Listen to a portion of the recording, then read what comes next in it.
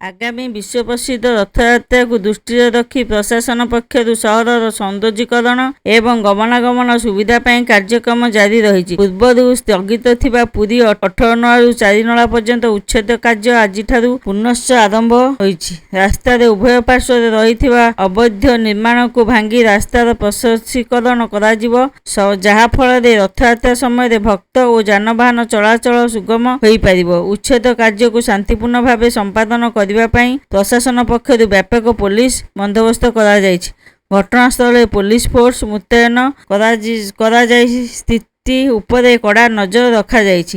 ପ୍ରଶାସନ ଏହି ପଦକ୍ଷେପକୁ ସ୍ଥାନୀୟ ବାସିନ୍ଦା ସମର୍ଥନ କରୁଥିବା ବେଳେ ରଥଯାତ୍ରା ପୂର୍ବରୁ ସମସ୍ତ କାର୍ଯ୍ୟ ଶେଷ କରିବା ଲକ୍ଷ୍ୟ କରାଯାଇଛି। ଆଗାମୀ ଦିନରେ ଏହି ରାସ୍ତା ସମ୍ପୂର୍ଣ୍ଣ ପ୍ରଶସ୍ତ ହେବା ପରେ ପୁରୀକୁ ଆସୁଥିବା ଶ୍ରଦ୍ଧାଳୁମାନେ ବେଶ ଉପକୃତ ହେବେ ବୋଲି ଆଶା କରାଯାଇଛି।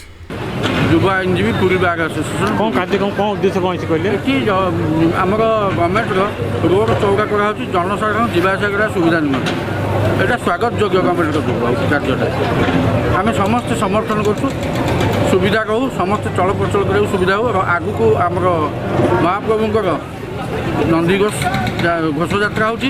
ଏଇ ଘୋଷଯାତ୍ରାରେ ଲକ୍ଷାଧିକ ଲୋକ ବଢ଼ିବେ, ତେଣୁ ରାସ୍ତାଘାଟ ନାଳ ପାଣି ଇଲେକ୍ଟ୍ରିକ୍ ସବୁର ସୁବିଧା କରାଯାଉ। ଆପଣ କ'ଣ ଦାବି ହେଉଛନ୍ତି? କିଛି ଆମର କିଛି ଅବଜେକ୍ସନ୍ ନାହିଁ। ଯେତେ ରାସ୍ତା ଚଉଡ଼ା ହେବ ଲୋକଙ୍କ ଚଳପ୍ରଚଳ ସୁବିଧା ହେବ, ଆମର କୌଣସି ଅସୁବିଧା ନାହିଁ। ସମସ୍ତଙ୍କର ପ୍ରତିନିଧି ମଧ୍ୟ ସମସ୍ତେ ରାଜି ଅଛନ୍ତି। ଜନସାଧାରଣ ଚାହୁଁଛନ୍ତି ସୁବିଧା ଯିବା ଆସିବା କରିବାକୁ। ଗୋଟେ ପର୍ବ ହେଲେ ପୁରୀରେ ସବୁବେଳେ ପର୍ବ ଲାଗି ରହିଛି ମହାପ୍ରଭୁଙ୍କର। ଶହ ଶହ ଲୋକ ଆସୁଛନ୍ତି, ଛୁଟି ଆସୁଛନ୍ତି ଟିକେ ଜଗନ୍ନାଥଙ୍କୁ ଭେଟିବା ପାଇଁ। ଏତେ ଲୋକ ସଂଖ୍ୟା ଆସନ୍ତି କ'ଣ ପାଇଁ ଦାବି କରୁଛନ୍ତି? ଗୋଟେ ସଫାସଫି ହେଉଛି, ଲୋକ ଦେଖିବା ପାଇଁ ଠିଆ ହେଇଛନ୍ତି ସମସ୍ତେ।